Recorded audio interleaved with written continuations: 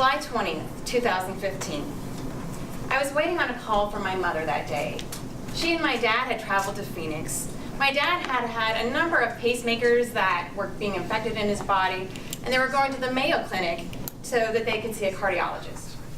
The call came, but it wasn't from my mom, it was from my dad. On the other line, there was sobbing, uncontrollable sobbing. And then, your mom fell. She broke her neck. It's bad and we don't know if she's gonna make it. I was on the next flight to Phoenix. Now, thankfully, my mom did make it. Turns out if you have to fall and break your neck, doing so on the way to the Mayo Clinic is actually not a bad way to do it.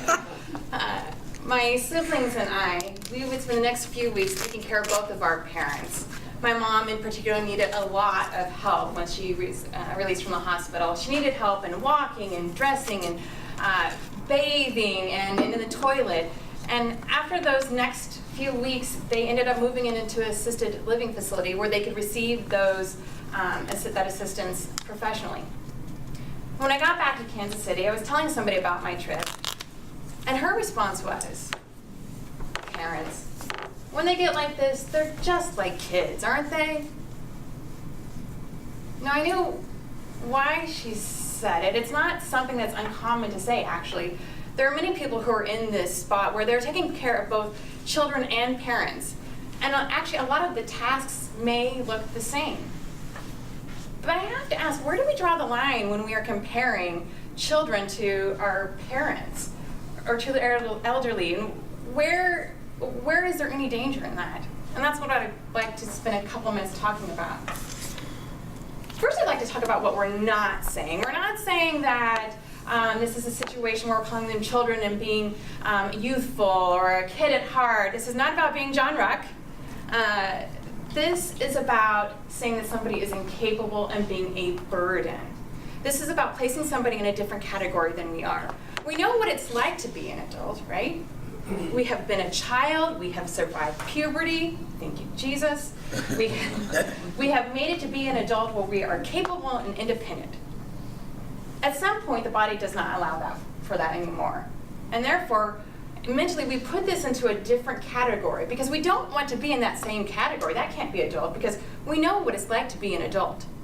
Therefore, we put people into this different category, and if it's not an adult, then maybe it's a child. And this allows for a separation where we treat or compare people to children, and it creates this natural shift in power. And I have to ask, is that what we would want at the end of our life? Is that what we deserve? Now, I'm not saying that people deserve respect just because of the number of candles on their cake. No, respect should be earned, it doesn't need to be given.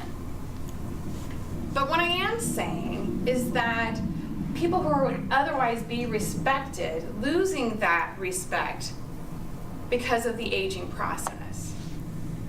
And that's what we do when we compare people to children. And I get it. The aging process doesn't come with respectable things. I'm under no pretense of that. I get it, that there's gonna be a day when my muscles don't work like they do now, that I may need help walking, that I may not know where I am or even who I am. I get that I may need help bathing or eating. I get that somebody may need to wipe my ass. But you know what? This ass has lived a life. It belongs to somebody who has worked hard, who has had courage, who has loved, who has felt pain. This ass belongs to a mom and to a wife. It does not belong to a child.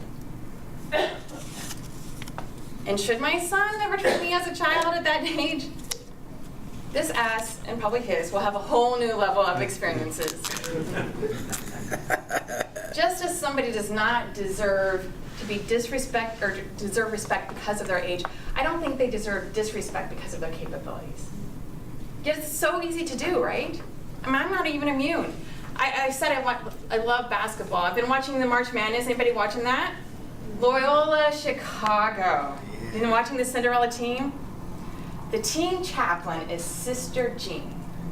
Before each of the games, Sister Jean will go into the locker room. She will pray with the team. She encourages them. She even coaches them. I was watching an interview with her, and I turned to somebody and I said, "Oh, I love Sister Jean. She's adorable." But why did I use that word? Adorable is a term that I use for babies and puppies.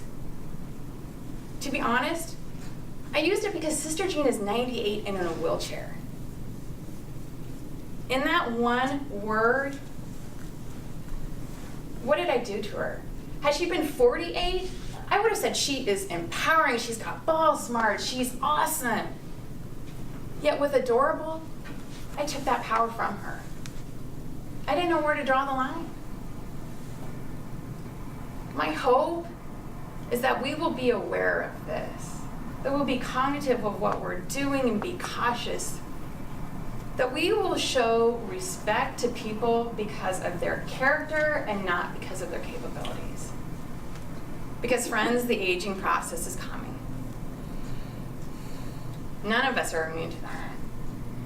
And my final hope for all of you is that someday, should somebody ever have to wipe your ass, that they leave you at least a little bit of dignity.